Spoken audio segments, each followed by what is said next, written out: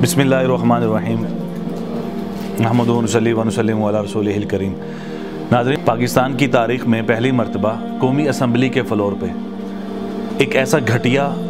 और एक ऐसा ख़तरनाक बिल पेश किया गया जो बज़ाहिर तो ट्रांसजेंडर एक्ट के नाम से ख्वाजा सराओं के हकूक़ के नाम पर बिल पेश किया गया था, लेकिन जब आप हज़रात इसके हक़ाइक़ से वाकिफ़ होंगे तो आप लोग भी कहेंगे कि ये पाकिस्तान की तारीख़ में पहली मरतबा इतना ख़तरनाक बिल पेश हुआ है।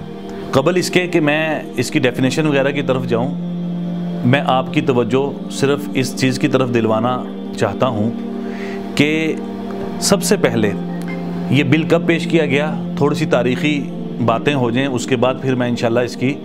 डेफिनेशन और तारीफ़ और इसके अंदर क्या क्या ख़राबियाँ हैं, क्या नुकसानात हैं इस बिल के, मैं उसकी तरफ बाद में आऊँगा। 2017 में सबसे पहले पाकिस्तान तहरीक-ए-इंसाफ के बाबर अवान साहब ने ये बिल पेश किया। फिर 2018 के अंदर शीरी मज़ारी साहिबा ने ये बिल पेश किया, जिसकी तायद के अंदर पाकिस्तान तहरीक-ए-इंसाफ, पीपल्स पार्टी और पाकिस्तान मुस्लिम लीग नून, इन तीनों जमातों ने मुत्तफ़िका तौर पर इस बिल की तायद की। आप हज़रात बखूबी इस बात से वाकिफ़ हैं कि ये बिल कौमी असम्बली के अंदर मंजूर हो चुका है। अव्वल तो मैं यहाँ एक बात अर्ज़ करूँगा कि इस किस्म के जो मज़हब से बेजार या इस किस्म के जो शरीयत और इस्लाम के ख़िलाफ़ बिल होते हैं, अमूमी तौर पर पाकिस्तान की कौमी असम्बली के अंदर उन दिनों के अंदर पेश किए जाते हैं जिन दिनों में असम्बली के अंदर लोग बहुत कम हाजिर होते हैं, जिनकी हाज़िरी बहुत कम होती है। MNAs वगैरह, सेनेटर वगैरह जब कम हो, तादाद उनकी कम हो, तो वो उसका फ़ायदा उठाकर उस बिल को वो मंजूर कर लेते हैं। Number 2,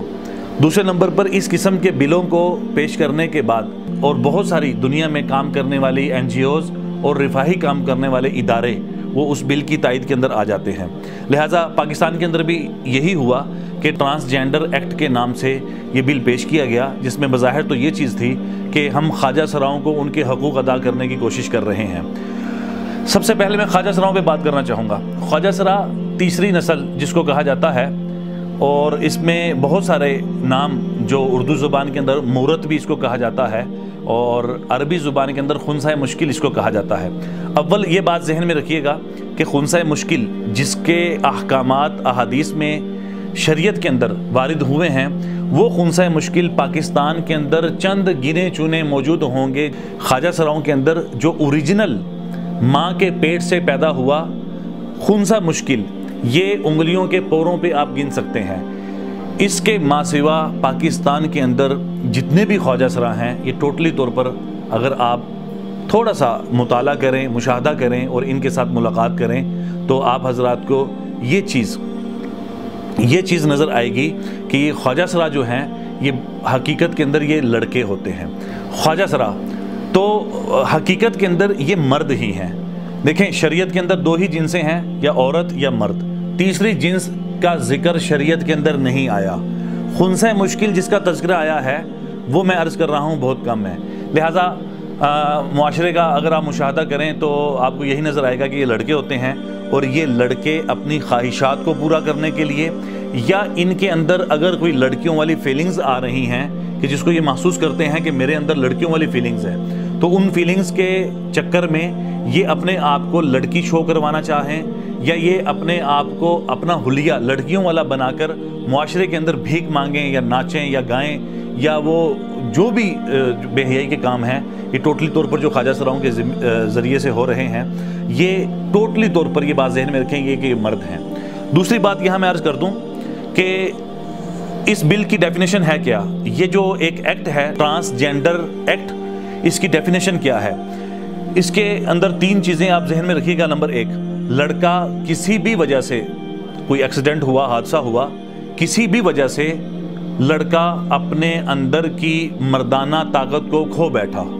number 1। नंबर 2, उसने कोई दवाई खा ली, मेडिसिन यूज़ की, या उसके साथ कोई हादसा पेश आ गया, उसको कोई चोट ऐसी लगी कि ये बंदा जो है ये अपनी मर्दाना ताकत से महरूम हो चुका है। अगर वो बंदा, नंबर 1। नंबर 2, कोई भी लड़का अपने अंदर लड़कियों की फीलिंग्स वो महसूस कर रहा है, उसको फीलिंग्स आ रही हैं लड़कियों की, वो या कोई अपनी चाहत की वजह से लड़का लड़की बनना चाह रहा हो, तो पाकिस्तान में ये कानून जो ख्वाजा सराओं के हकूक़ की अदायगी के लिए बनाया जा रहा था, जिसके ज़िमन में इस चीज़ को ऐड किया गया है जो मैं ये अर्ज़ कर रहा हूँ, जो मैं ये बयान कर रहा हूँ कि ये वो लोग कि जो फीलिंग्स महसूस कर रहे हैं, नंबर 2 किसी वजह से मर्दाना ताकत खो बैठे हैं, नंबर 3 वो अपनी चाहत की वजह से वो लड़की बनने की ख्वाहिश कर रहा है।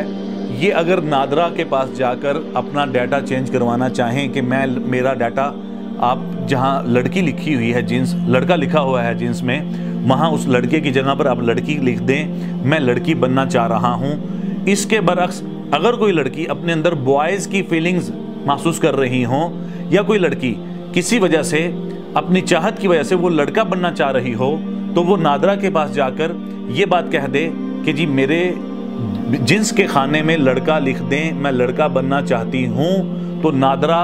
इस चीज़ का पाबंद होगा कि मेडिकल रिपोर्ट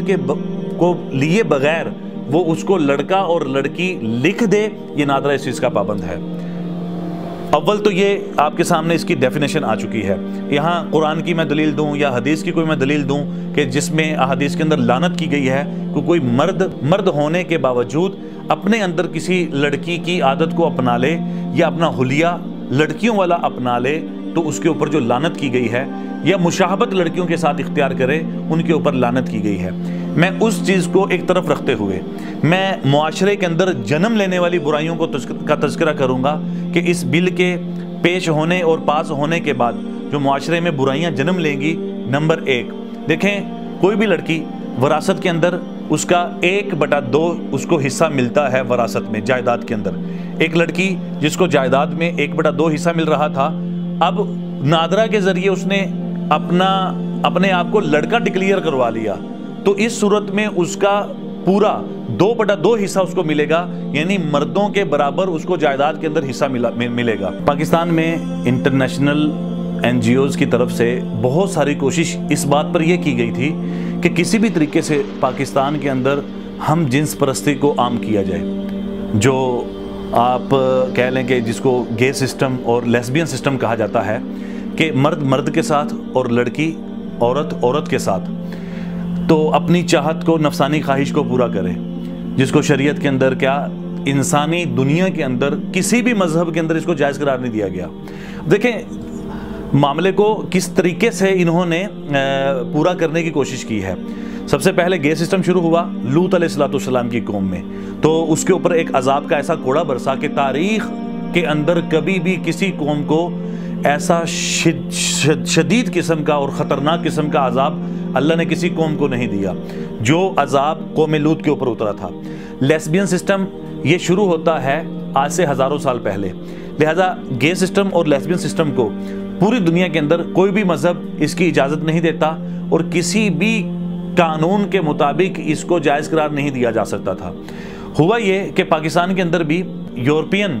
ममालिक के अंदर इस चीज़ को शुरू करने के बाद पाकिस्तान का और बहुत सारे इस्लामी ममालिक का रुख किया गया। तो उन NGOs की मेहनत से हुआ ये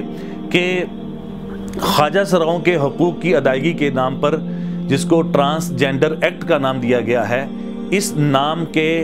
ज़िमन में उन्होंने ऐसी शिक्कें इसके अंदर डाल दी हैं कि जिससे गे सिस्टम, लेस्बियन सिस्टम यानी हम जिन्स परस्ती को बिल्कुल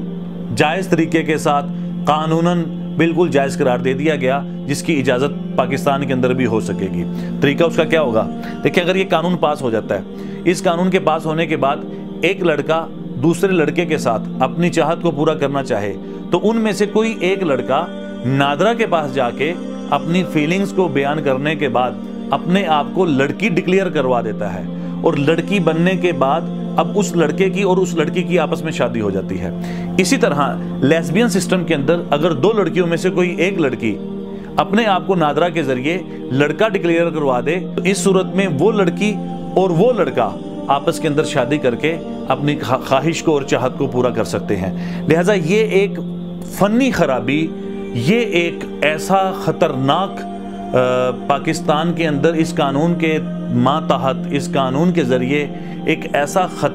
ऐसी ख़तरनाक शिक सामने आ रही है कि जिसका आपको अंदाज़ा नहीं है। मैं यहाँ आखिरी बात ये अर्ज़ कर दूँ, इस कानून के पास होने के बाद से लेकर सन 2021 तक तकरीबन 28,000 के करीब लोगों ने, जिनमें लड़कियां भी शामिल हैं और लड़के भी शामिल हैं, जिन्होंने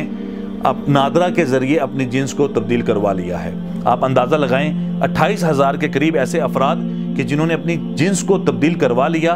अब आप अंदाज़ा लगाएं कि किस अंदाज से उनकी जिन्स तब्दील हुई है, कैसे उनके अब वो ख्वाहिशात को वो पूरा करेंगे। और जो नुकसानात मैं बयान कर चुका हूँ किसी हद तक, आप उन नुकसानात को सामने रखकर अंदाज़ा लगाएं कि अगर ये तादाद लाखों में चली जाती है तो पाकिस्तान की माशरत का किस तरह सत्यानाश किया जाएगा और यहाँ बेहयाई को कितना कैसे फ़रोग दिया जाएगा। यानी लिवातत भी जायज़ हो जाएगी, यहाँ लेस्बियन सिस्टम जो हम जिन्स परस्ती है, जिसको कोई भी कानून इजाज़त नहीं देता, कोई भी मज़हब जिसकी इजाज़त नहीं देता, खा वो ईसाइयत हो, यहूद हो, हनूद हो, मुस्लिम उम्मा हो, किसी भी शरीयत के अंदर, किसी भी मज़हब के अंदर इस तरह हम जिन्स परस्ती के साथ ख्वाहिश पूरी करने की इजाज़त नहीं है। आप अंदाज़ा लगाएं कि अगर ये तादाद लाखों में चली जाती है तो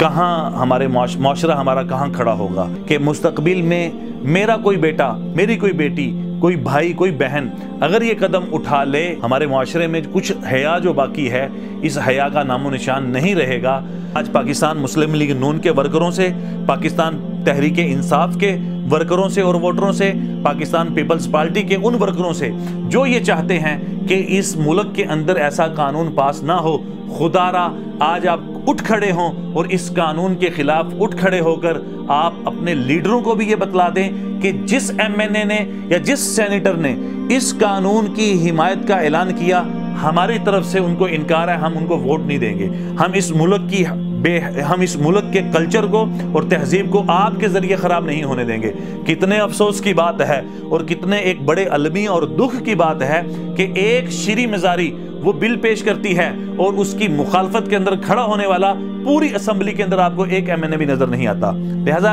ये टोटली तौर पर 2000 के करीब लोग हैं जिन्होंने पाकिस्तान के निज़ाम को यरमगाल बनाकर रखा हुआ है, वो MNAs की शक्ल में और MPs की शक्ल में। एक पैगाम यहाँ मैं अवामुन्नास को भी दूंगा कि खुदारा अपने मुंतखब शुदा नुमाइंदों को देखें कि मेरे वोट से मुंतखब होकर मेरा MPA और मेरा MNA किस नेचर का मालिक है, शरीयत की पासदारी करने वाला है या नहीं, इस्लाम पसंद है या इस्लाम के मुखालिफ है। लिहाजा ऐसे शख्सियात को चूज करें कि जो असम्बली के फ्लोर पर इस किस्म के अगर बिल पेश हों, उनकी मुखालफत में वो आपका तर्जुमान बन के खड़ा हो सके।